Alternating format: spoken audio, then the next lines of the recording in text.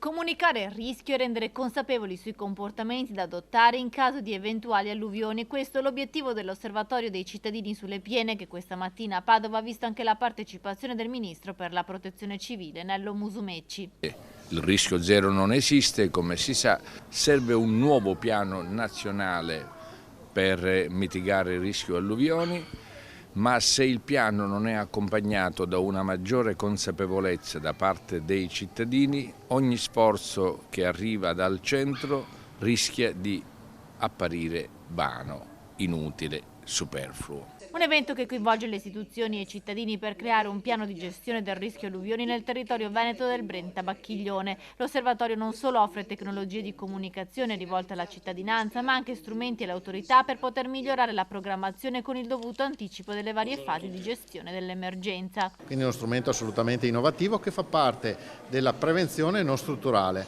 La Protezione Civile si occupa di previsione, prevenzione, di gestione dell'emergenza e post-emergenza. Per quanto riguarda la prevenzione strutturale, la Regione è in campo anche su questo fronte. Basti pensare che abbiamo attuato un piano già da parecchi anni che prevede 3,2 miliardi di euro di opere, di questi ne abbiamo già realizzate più della metà e tra di essi ci sono consolidamenti arginali, briglie, insomma tutta una serie di opere, fra cui anche 24 bacini di laminazione. L'Osservatorio dei cittadini sulle piene è una misura prevista all'interno del piano di gestione del rischio alluvioni finanziato dal Ministero dell'Ambiente e vuole anche aumentare le capacità di adattamento nelle comunità durante gli eventi alluvionali. Giornata importante perché protezione civile, vigili del fuoco sono attrezzati e sanno cosa devono fare.